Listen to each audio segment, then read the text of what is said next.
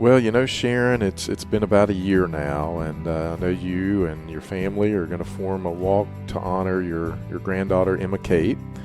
And why don't you tell us a little bit more about the organization that helped get through some of this for you guys?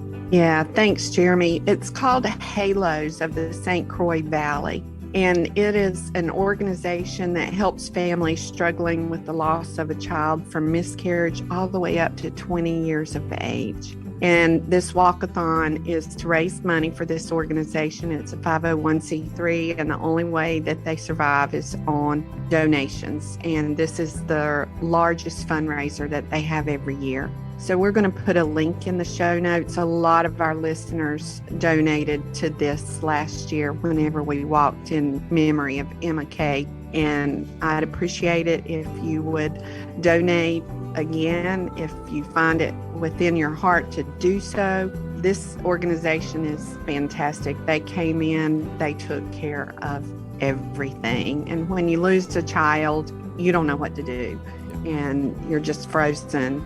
And they came in and took care of everything. And the other thing about this organization, most of the volunteers that they have are all people who have suffered from child loss. Yeah. So we'll put the link in the show notes. And if anybody would like to donate, we would certainly appreciate it. We have a goal, of course, and we were the #1 Raising Walk team last year and would like to do that again. So I appreciate you mentioning it, Jeremy. Absolutely. Today's episode of Beyond the Mask is presented by the insurance specialists at Bright Think Wealth Strategies. Find the disability insurance coverage that fits you best right now. Email Robert Smith at rsmithjr@financialguide.com. The show is also made possible by the team at CRNA Financial Planning. Get a free consultation today to be guided through the complexities of investing and financial planning. Just visit crnafinancialplanning.com. We'd also like to thank Helping Hands and OSA EMR for their support of the show. And don't forget, listening to our podcast can earn you Class B credits. For more information on how you can submit them, check out the CE Credit tab on our website, beyondthemaskpodcast.com. Welcome to Beyond the Mask, Innovation and Opportunities for CRNAs, with Jeremy Stanley and Sharon Pierce. We know you spend your day caring for your patient's best interests. On our show, we want to care for you. Join us as we leave the operating room and learn the latest in the CRNA industry.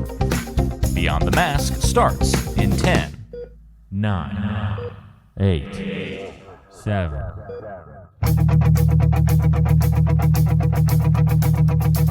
Welcome to Beyond the Mask. I'm Jeremy Stanley, and I've been working with CRNAs for over 23 years, and I'm married to one. And my co-host is Sharon Pierce. Sharon's a practicing CRNA for over 20 years, a past president of the AANA, the NCANA, and she's held many other leadership roles. As usual, our goal with every episode is to educate and enlighten CRNAs, and I think our topic today is definitely going to do that. And Sharon, what time is it? It's time to wake up, Jeremy. I think it is. Well, happy hot day, Sharon. Listen. Feels great outside. I've been in the operating room where it feels like you could hang meat. So geez. I've actually turned the air conditioner off once I got to the house. Gosh, wow, yeah. I actually drove home to do the podcast today, and I walked outside, and I thought, I am getting back in the air conditioner as fast as I possibly can. 97 degrees in, mid-June. That's not setting up well for the summer for us. You know, what was it? A few years ago, we had like record-setting over 100-degree days. And actually, my daddy was still alive, so it had to be greater than 4 years ago. And he said, they don't count the 97, 98, 99-degree days. He goes, and what's a degree? It's just as hot. It's hot. It's kind of like people out west say, oh, it's a dry heat. I'm like, it's still hot out there. Yeah. Without the humidity or whatever, so... Well, I'll warm up in a little bit. So, well, I think we got another great show lined up here today, and I'm interested in talking to our next guest. And I know a little bit about her from my work on the ANA Foundation board, and have learned a lot more about her as of late, so we'll talk a little bit about her endeavors. But we have with us today Miss Sonya Moore. Welcome, Sonya. Hi, thank you. Thanks for having me. Absolutely. Thank you for being here. Yeah, we've been waiting almost a year. Wow. She's worth the wait. Right. Worth the wait. We're building the anticipation. That's what goes on. Right. Well, I'm glad we could finally get it all worked out. Well, Sonya, why don't you tell our listeners who might not know you and know of your work a little bit about you and your background and so forth?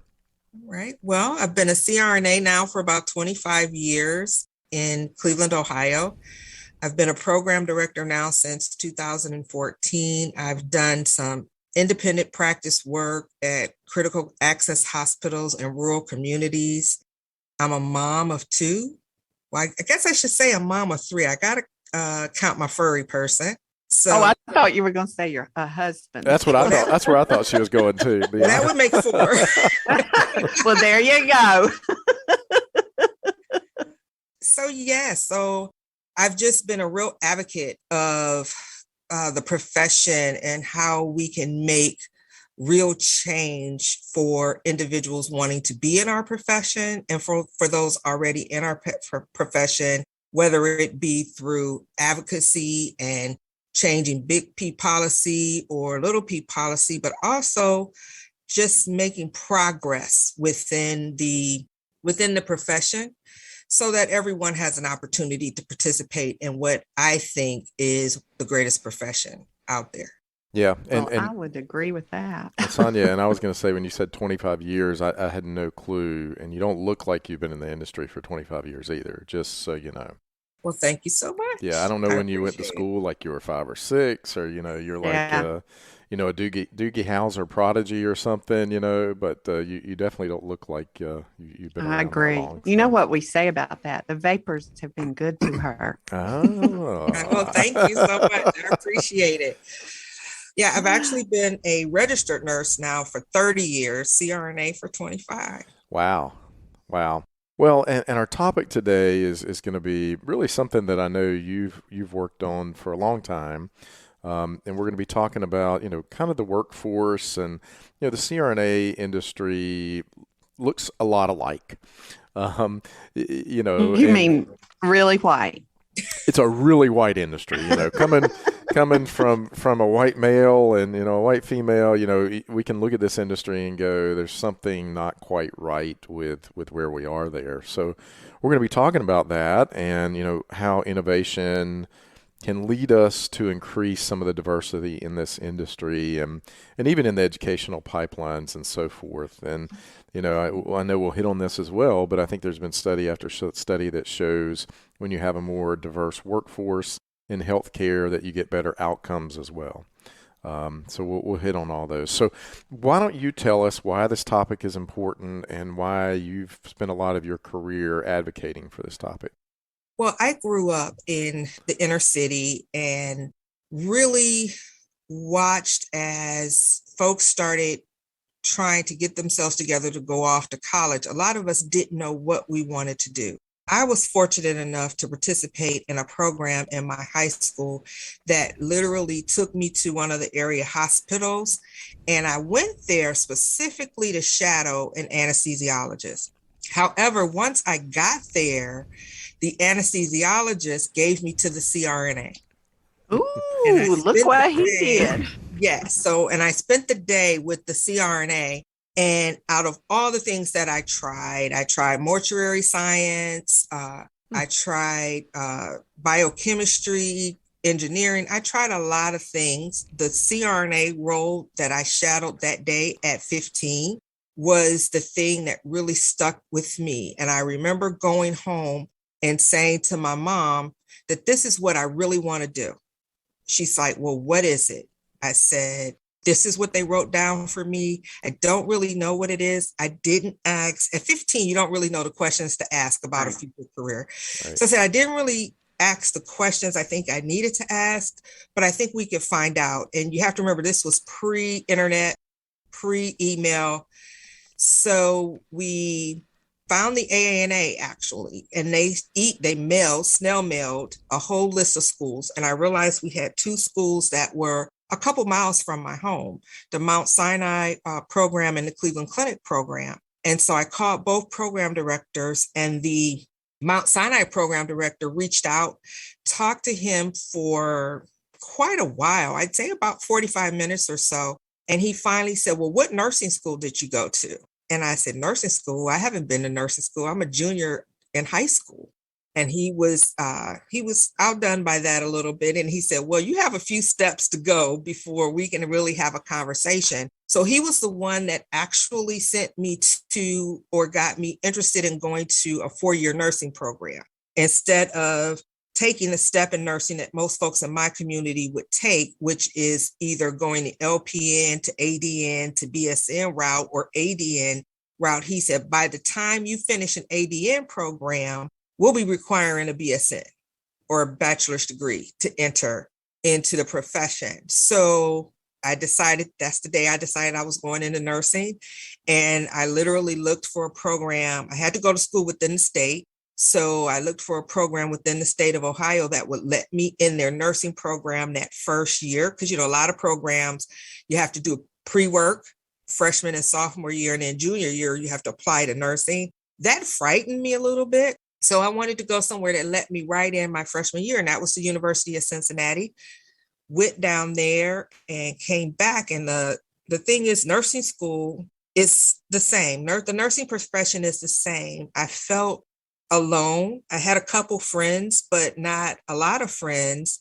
So once I got out of nursing school, I have to say I was frightened a little bit to take that next step into an anesthesia program. Hence, that's why the 1-year requirement, I think back then it was more like a 2-year requirement of critical care experience.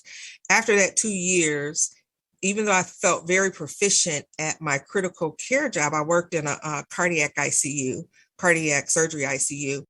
I felt very competent and was a leader, I felt, on that unit. I didn't feel confident enough to go back to anesthesia school, hence why the 5 years in between. So I finally built up the confidence and went back, and I noticed that my program looked very much like my nursing school class. It was me and one other minority in the program. And again, just like anything else, whether good or bad, we all gravitate to what we know. So we gravitated towards each other. Our other classmates gravitated towards each other. So we kind of felt like we were on an island, but we worked together and we got through anesthesia school, and we're best friends to this day because of that experience. What led me to keep doing the work is everywhere I went to work, I was the only minority, whether it was a rural area where I was going to do some locums or independent practice work, or a major care team model at a teaching facility, I was still the only one, or maybe there were a couple more minorities there. When I began teaching in 2007, where I was just clinical coordinating and teaching like 1 day a week, I noticed all the people in those classes looked alike. And they were no different than what they were 15 years ago, 10, 15 years before.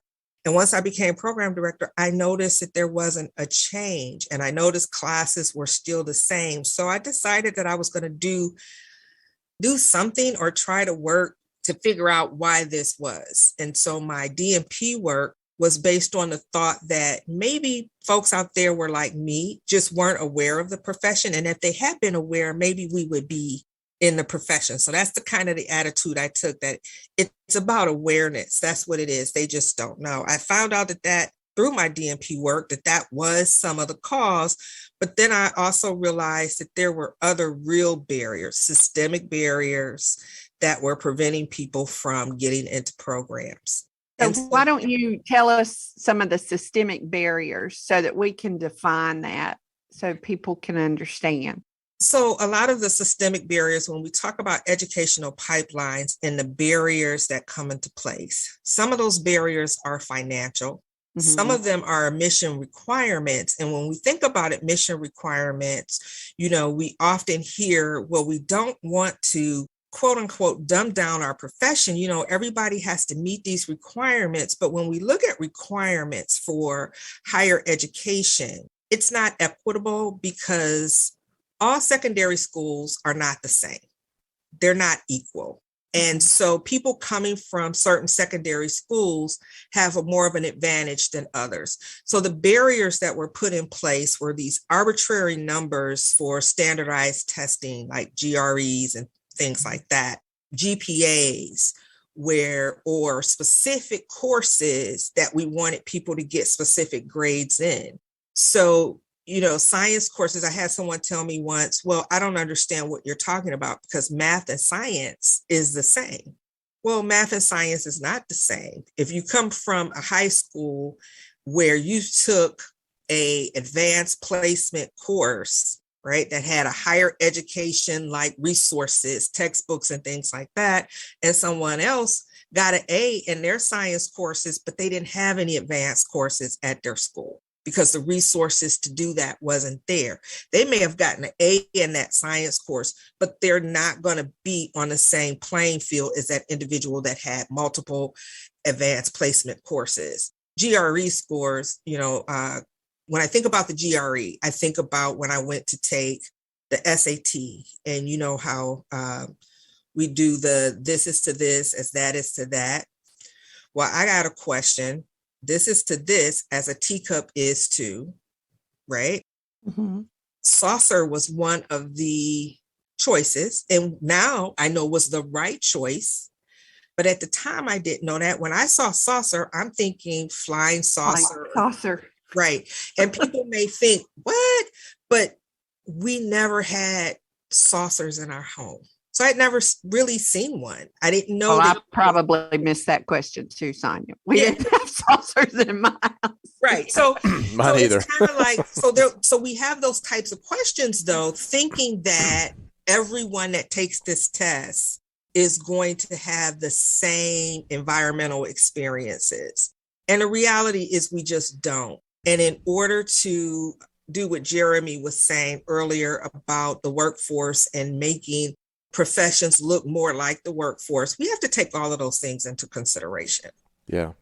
Well, let's kind of expound upon that just a little bit, and why is it important to have a diverse workforce? I mean, I hit on one of those things that I happen to know a little bit about earlier, but this so much better than we could ever articulate.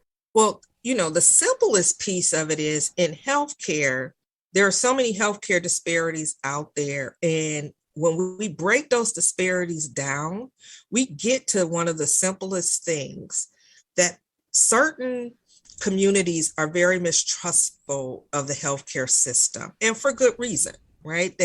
There's been experiments and tests and things done. And so Tuskegee Project. Right, the Tuskegee Project and things. And that was why a lot of folks said that communities were afraid to get the COVID vaccine.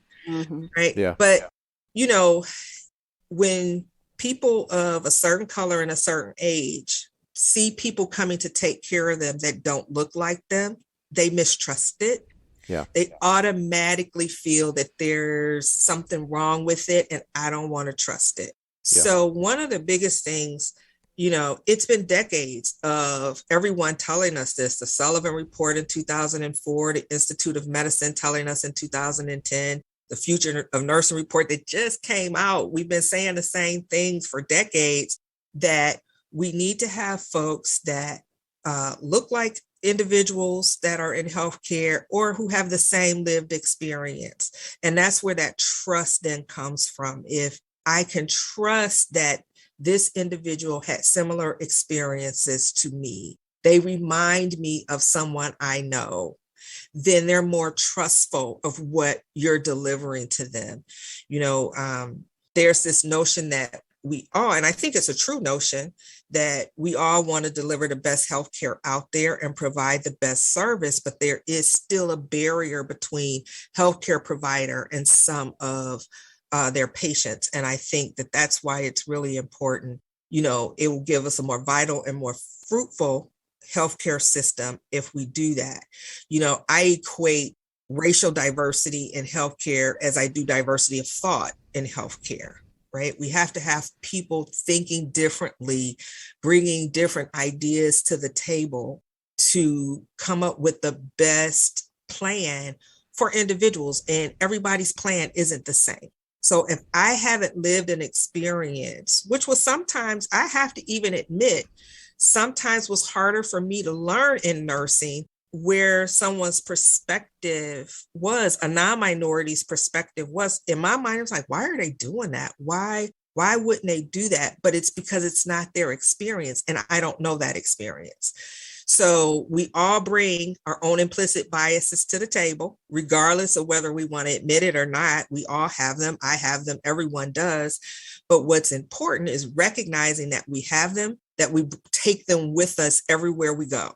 We go to work, we take them with us. So we say, well, no, I care about people. I'm going to take the best care of people that I can. But if you don't recognize those biases that you have, you are more than likely putting that on that patient. You're assuming things about that patient based on your implicit biases. But once you get to a point where, you know, some people call it woke, but I just call it becoming aware and recognizing, you know, our own faults and frailties and being open to seeing everybody as they are, we can then provide people with the best care, and we won't have to wait for the Future in Nursing 2030, 2040 report to tell us to do it again. As a CRNA, you spend years preparing yourself for this career, so we don't want to see you lose out on any of the income you've worked so hard to earn. The best way to protect yourself and give you the confidence that a major life event won't disrupt your financial future is through disability insurance. We've known disability income specialist Robert Smith for many years and have seen the work he's done with nearly 2,000 CRNAs over multiple decades. He can help identify any gaps in your existing coverage and fill those gaps by finding the best value on a policy. Contact Robert and let him know you heard about him on our podcast. Send him an email at rsmithjr@financialguide.com. That's rsmithjr@financialguide.com. Or call him at 504-394-6557. Protect your greatest asset as a CRNA, yourself and your ability to earn a living by adding disability insurance to your financial plan. So Sonja, let me, I just want to play, and I've heard, you know, other arguments out there, and I've heard it from CRNAs as well. I mean, and it's interesting to me because, you know, I had someone say to me, well, if we continue to have people that look like each other have to be in the room for that person to feel comfortable, then we're never going to get comfortable with each other. And they were expounding that, you know, that's one of the problems with America right now. The reason we have this great divide that we do on so many fronts is that we can't find that common ground. And I'd be interested in your viewpoint on that, because it took me back a little bit when I heard him say that. You know, again, it was just, you know, I'd love to hear your viewpoint on that, because, you know, ultimately in a perfect world, it should not matter. We all know it does. But in a perfect world, you know, the fact that Sharon and I and you, probably all three of us, it sounds like, didn't grow up with a silver spoon in our mouth. We've worked hard to get to where we are. Your path was different because you just happen to be, you know, another ethnicity than us, you know. I mean, that should not matter in a perfect world, but it does matter. And do you ever think that we could get to a point, and I'm putting a lot on you right here, but, you know, I'm just kind of talking that it wouldn't matter if you walked in the room, if I walked in the room, or Sharon walked in the room, that we just know that you're a consummate professional and, you know, that you're going to take care of me. I mean, can we ever get there? So I'm very hopeful. I think the younger generation, as I listen and I watch them, I am very hopeful.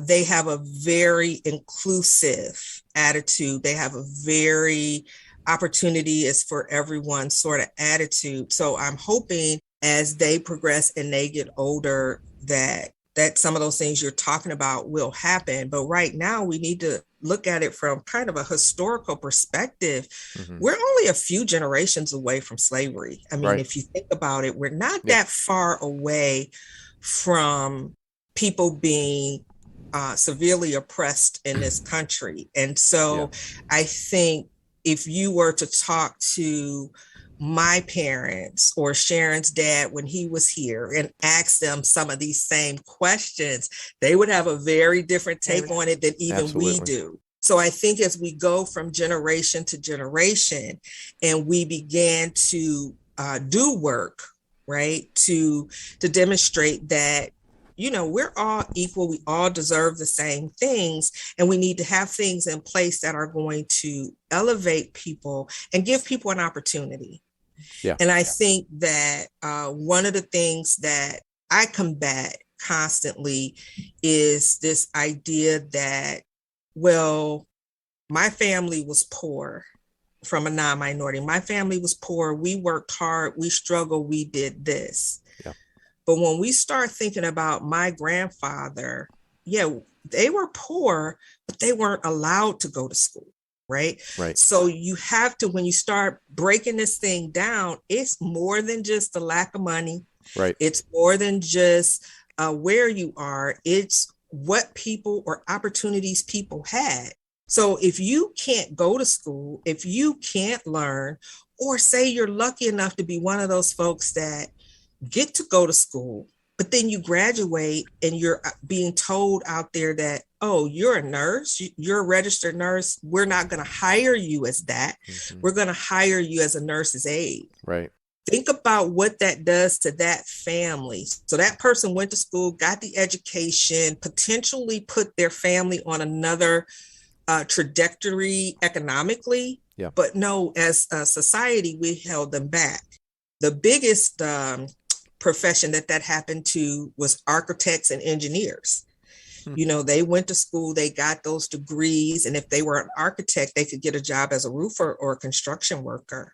You know, engineers could get jobs as an assistant or someone that cleaned up within the area or the space that was there. So it's, you know, when we say that if we all look alike, then what is that doing to our system if everybody that takes care of somebody has to look like that individual? What that's doing right now, like that's what we need right now. Right. When my dad goes to the doctor, he doesn't talk to anyone. He won't talk to the doctor. He won't talk to anyone. If I'm there, he'll say to them, ask her. Huh. Wow. Right. He won't talk to them. And you know, we constantly have this conversation. Why? This is your body. This is your life. Communicate what's going on. They don't listen to me anyway. So people in his generation of color are looking for folks to listen to them and hear them. Now, when there's someone that looks like him, he thinks that they're listening. Now, whether this is all true, in fact, it doesn't matter, because what's that old saying? Perception is reality. Absolutely. You know, he's perceiving this. So I think that it's a lot of that going on out there. And I do think that in order for us to change some of the poverty or generational poverty that we have, having a population identical workforce is the way to go, you know, and that's just starting with saying that, we recognize that 88 to 89% of CRNAs are non-minorities. Well, we need to be making sure that the 16% African-American, the 17 to 20% Hispanic folks, that they are in CRNAs. They are CRNAs as well. And we drop down that non-minority ratio to more so around 60 to 65%. Then we start looking more like the population.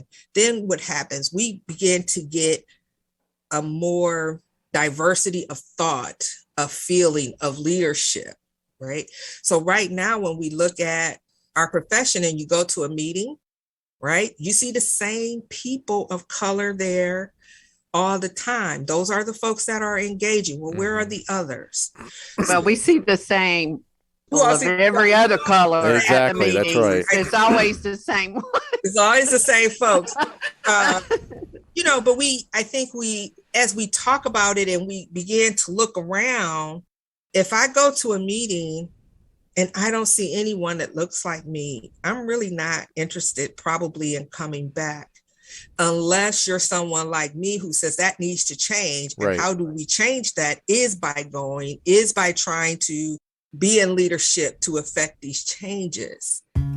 Today's show is brought to you by the folks at CRNA Financial Planning, an independent consulting firm that offers financial planning services exclusively to CRNAs and their families. From planning for a child's future college expenses to building a predictable income stream in retirement, the firm is committed to offering you comprehensive financial services, customized to fit your unique needs and objectives. If you have questions about your financial future, get them answered. Call the team at 855-304-3748. That's 855-304-3748. Or go online to crnafinancialplanning.com. Let's talk about, you are clearly passionate about this issue and you've done something. So why don't you tell our listeners what you've done with the program that you've created? The LEAP program, yeah. So the Leadership Excel and Achievement Program, or LEAP for short, is a post-baccalaureate certificate program that came out of the idea that as I was mentoring individuals and talking with medical students, dental students, all sorts of students who were struggling to get accepted in the programs, and I'm actually reviewing their credentials, and to myself, I'm saying, why aren't these people in programs? Because they're qualified, they meet the requirements. What is it? And I had one young lady say to me, well, I've had 8 interviews. And I go to the interviews, and after the interview, I can talk to them on the phone. Everyone's excited about me, but then I go to the interview and then I get rejected. So I started investigating what that was about as I was participating with Dr. Gould in the diversity CRNA programs, talking to those students who were interested in becoming CRNAs, hearing some of the same things I was hearing from the students who are aspiring to go to medical school and dental school. I started researching and investigating and found that medicine for the last 50 years have had these post-baccalaureate types of programs. And in talking to some of the students who had participated in some of those programs who were now in medical schools and some still never made it, what was the thing that kind of held them back? And it seemed like that interview, the subjective interview, if you will, was the thing that was holding them back. So as I started thinking about it, I said, what we need something in place that will show that someone's qualified, right? Not allow the subjective interview to be a negative in someone's progression. So I developed a 16 credit hour post-baccalaureate certificate program, and anyone can enroll in the program. However, we do target minorities, and the program is designed for individuals who have applied to nurse anesthesia programs and have not been accepted into the program, or someone who feels like, so one of the big populations is this population of first-time college student who went to school, who worked to take care of family and siblings and all of this, and didn't know about nurse anesthesia or the notion that we have to do well or get a GPA of a certain number. All they knew was the requirement to pass. And they met that requirement to pass. But then once they figured they wanted to do something different, they realized that they didn't have the A's and B's in the science courses. But then when you look at their transcripts, it says, oh, their first year as a freshman, they got some C's that they couldn't recover from. Right. But if you look at their sophomore, junior, and senior year, they did well. We have programs, and my program does it as well. If a student doesn't meet a certain metric or something that we're looking for, or we feel they didn't explain questions in the interviews well enough, we'll express to them, go take a graduate level science course. They'll go take the graduate level science course, get an A or B in it. And what I was finding from talking to these applicants is that they would do that, but then there would be something else now wrong. Yeah. And so I felt like, now, Sonya, if that was you and somebody said to you, this is what you need to do. You need to go take a graduate level science course, get an A or a B in it, and come back. They may not say I'm guaranteed a spot, but they're making me think that it's a good chance that I have. And then they don't give me the opportunity. You know, I'm going to be very disheartened. But what I find about a lot of these students, they keep trying, they keep paying, they keep taking more and more science courses, they keep getting rejected. So when I was on the board of directors with the AANA, you know, we were at a board dinner and I was telling some of my fellow directors on the board of this idea I had. And the part of the program that was holding me up is, what do I do with them after they've gone through this program? Now they have to still go through these programs, go through that subjective interview, and potentially will be told the same thing. So in speaking with the program directors that were on the board, you know, and just kind of hearing them and hearing their thoughts and their feel about, yes, our profession needs more diversity, I'm willing to participate. I said, what if we put a coalition of programs together, we interviewed these students and decided whether or not they got into the LEAP program. And because we're interviewing them at this stage, we'll meet our requirements of interview. And if they get an 80% or better in each of the courses, we can allow them into our programs. They all thought that was a very innovative and dynamic idea. So at that point, that's when I set forth creating the program, coming up with the courses necessary, getting the Higher Learning Commission and the Ohio Board of Regents permission for, you know, to approve the program, getting Case Western Reserve to approve the program. So it went through each step that any brand new program would have to go through, got all the approvals that you would need to get. And the thing that I was happy about is I never really met any obstacles along the way other than the name. Like folks weren't sure of like the different names that I had come up with until I came up with the LEAP program. But we were supposed to actually start our first class this year. But when I presented it to the provost in December of 2020, and I said, well, we're looking to start this program in June of 2022. He's like, what's wrong with June of 2021? And it was like, oh my goodness, we have to really work to make this happen. And so we did. I got together with the program directors. Our first year we had over, in a 2-month period, because that's all we had to receive applications was 2 months. We had over 100 applications, but we only had 10 spots. Because one of the things that I think is really important is that we have a school that's willing to take at least 2 students so that when the students go, they have a friend. Because I know how much I needed that friend when I was in anesthesia school. Mm-hmm. So now that class was successful. We actually graduated 9 out of the 10. All right. The 10th person actually maybe 3 weeks into the LEAP program got accepted into an anesthesia program. Wow. And came and said, Dr. Moore, I don't know what to do. You know, I've committed to the LEAP program, but I got this acceptance. And I'm like, an acceptance into an anesthesia program is what your goal is. So get you out of go here. to Bye. that program. Right. Get out of here. Yeah. So we only ended up with 9 in our first cohort, and all 9 of them were successful, and they have matriculated into their programs.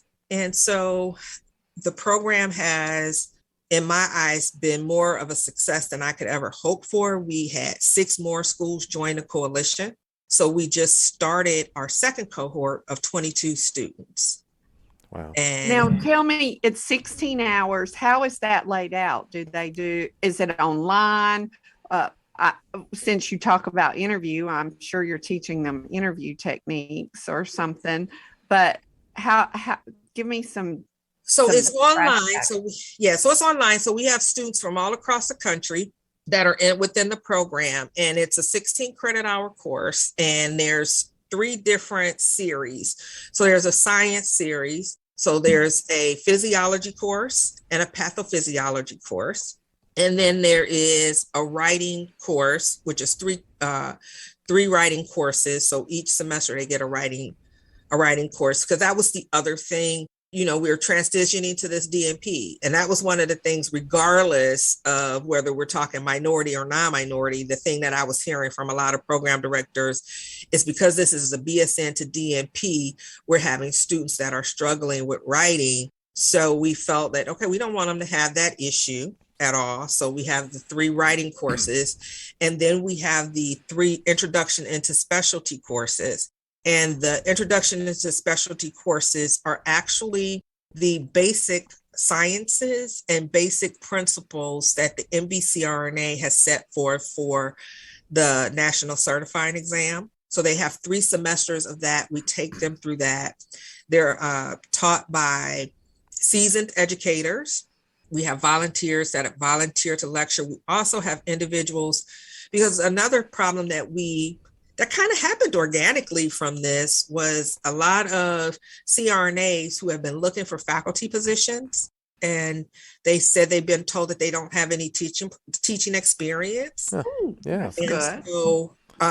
So they're volunteering to teach as well, so that next time a teaching opportunity comes up for them, then they can say they have some teaching experience. So I feel like we're tapping that workforce on both levels, of the faculty level and the workforce level. Yeah. So, and then there's a few other components to the program. One that another one I'm very passionate about is professional socialization, because I think when we get into these programs, we get into anesthesia programs and we don't really understand the culture, what being a professional in that profession is really like and about.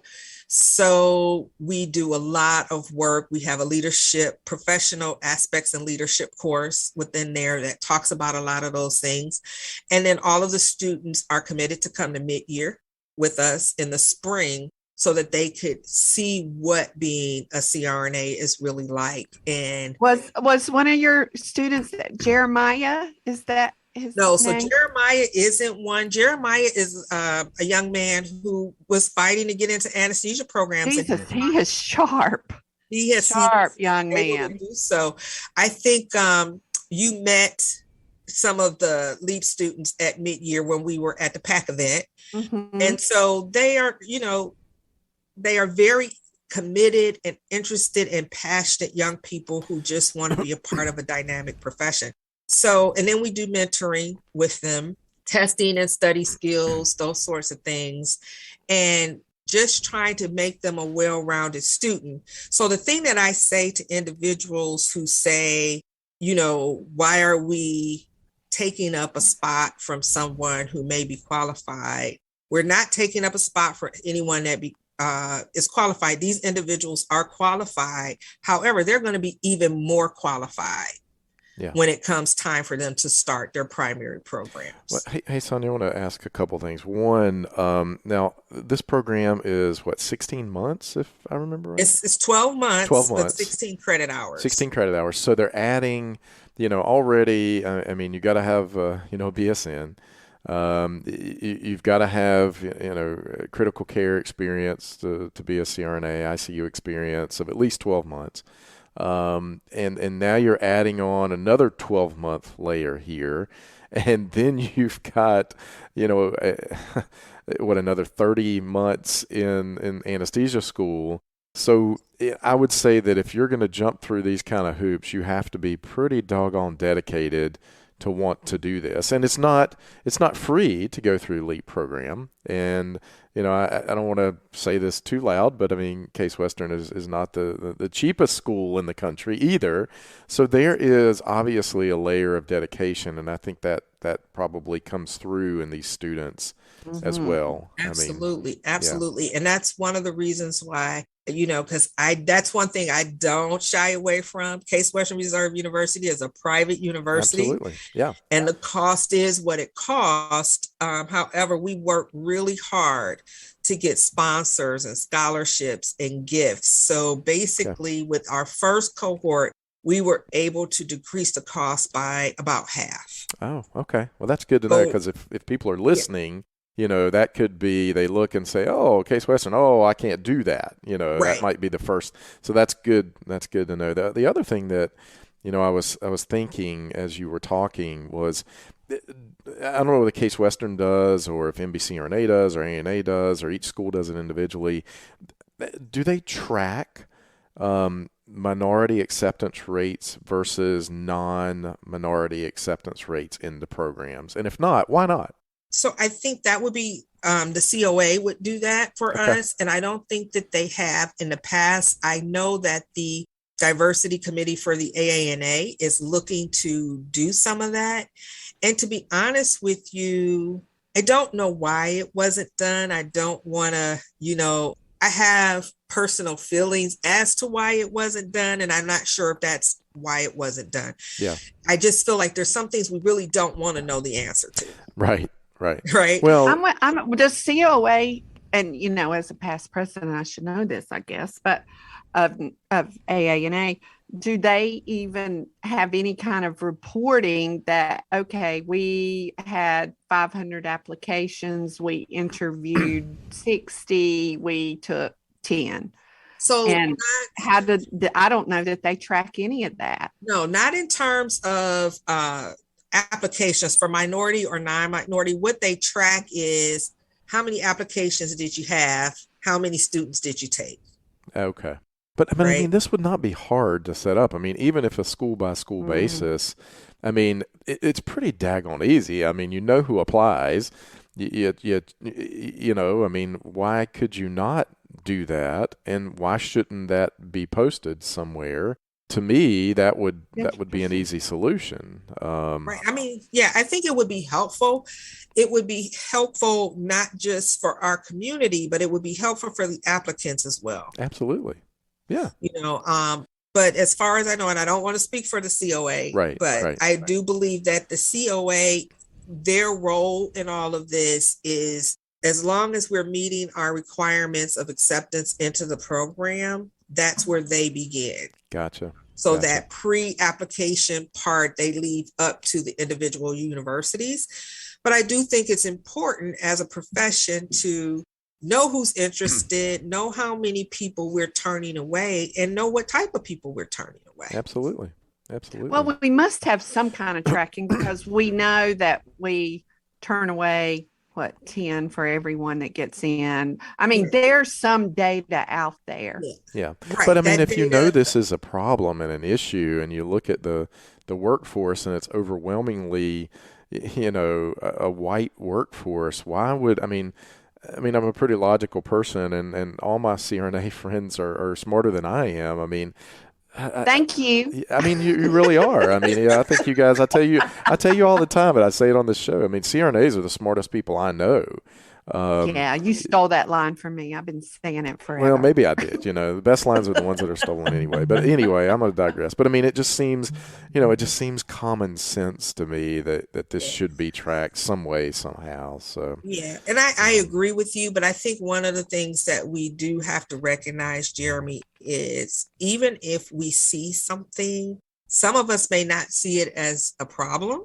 Yeah. And some of us may see it as a problem, but not see it as a problem that we're willing to invest our time and effort to fix or correct. Yeah, I agree. Well, Sonya, I think we're going to try to conclude here. Is there anything that you would like to tell our listeners that maybe we haven't discussed at this point? I want to say that to everyone is be open your heart enough to allow people the opportunity to show you. Because one of my favorite quotes out there is that intelligence is innate to everyone, but opportunity is not. And so if we're not doing things, creating innovative programs like LEAP to give these individuals the opportunity to make lives better for themselves, for their families, I feel like being a part of the CRNA community would enrich someone's life. We need to open ourselves up to that and be willing to do that and not be resistant to it. So just open up your hearts, open up your minds to allowing people to demonstrate to us that they deserve an opportunity. I don't think you could have wrapped it up on anything better than that. I think that's absolutely spot on. And Sonja, we want to thank you for being on the show. I know Sharon was just saying it took a year, but good things come to those who wait. And I'm going to tell you from my perspective, and we've done Sharon, 180, 190 of these shows now. I don't know that anyone has done a better job articulating and painting the picture of why this is important than you have today. And I mean, even when I asked that question earlier, I don't think I've ever heard a better response to that question than what you gave today. And obviously you're passionate about this. You've lived it. You grew up in it. You explained it in such a way that I think anybody could relate to that. And I think that's important because, a lot of times we just kind of see it our way and we just say it our way and it's not relatable. But you did it in such a way that even a white guy who, is not even in your industry really gets it. And I think that's important. And we want to thank you for doing what you do for CRNAs for the past 25 years, which I still can't believe. Because I think the whole premise of this show is to build a better community out there for CRNAs. And we love having people on like you that are actually out there living and doing that exact thing. So thank you. Thank you. Thank you for having me. Absolutely. Well, Sharon, what do you think? Is it a wrap? I think so. All right. Well, we want to thank our listeners for listening to Beyond the Mask with Jeremy Stanley and Sharon Pierce. If you like our show and want to help us grow, Sharon, how can they help us grow? Well, the number one way is to leave us a review, but make it positive, because we all know there's way too much negativity in this world. Absolutely. Tell all your friends, share us on social media, and help us grow. Jeremy, we're in the top 50 medical podcasts in the country on our way to number one. And we're already number one in the CRNA community. There's no other podcast in the CRNA community that gets more downloads than we do. So we're very proud of that. We never, when I think back on this, Sharon, you and I have this talk at a meeting, and then all of a sudden, neither one of us has done a podcast. And then here we are, a few years later. And I'm just proud of that. I'm proud of the fact that we built this. Same here. All right. Until next time. It's a wrap.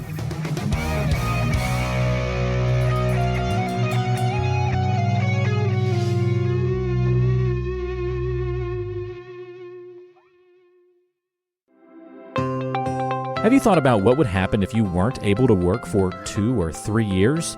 On average, 25% of people will file a disability claim, and most of us aren't prepared for that loss of income. Every CRNA needs to protect their biggest asset, yourself, and your ability to earn with a disability insurance policy. We recommend contacting Robert Smith, a master disability insurance specialist with more than 30 years of experience and 1,800 CRNA clients, to find the coverage that fits you best. The best way to do that is to send him an email at rsmithjr@financialguide.com. That's rsmithjr@financialguide.com. Or call him at 504-394-6557. Beyond the Mask is made possible by the team at CRNA Financial Planning. With almost 2 decades of experience, the firm guides CRNAs through the complexities of investing and financial planning. Schedule a free consultation today by calling 855-304-3748 or go online to crnafinancialplanning.com. Hi, this is Jackie Rolls, President of the International Federation of Nurse Anesthetists and President and founder of Our Hearts, Your Hands, a global anesthesia support community that takes donations to allow nurse anesthetists in low and middle income countries to go to educational programs, buy equipment, or textbooks. Your donations are tax deductible, and we would appreciate your support. OSA EMR is a free anesthesia EMR developed by CRNAs that you can download and use on an iPad. Our nonprofit mission is to make sure that solo and small practice CRNAs can digitally record their anesthetics. To learn more, visit osaemr.com to download and consider donating to our cause. Remember, For CRNAs, data is destiny.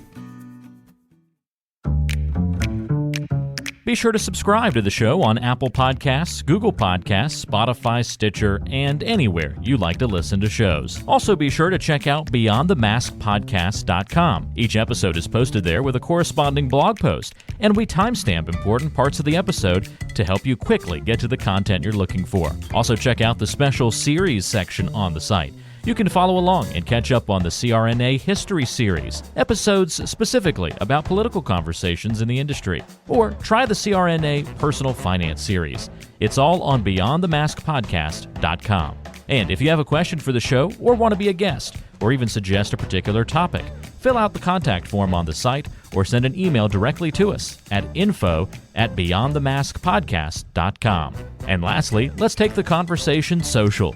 Check out our Beyond the Mask podcast Facebook page and Facebook group.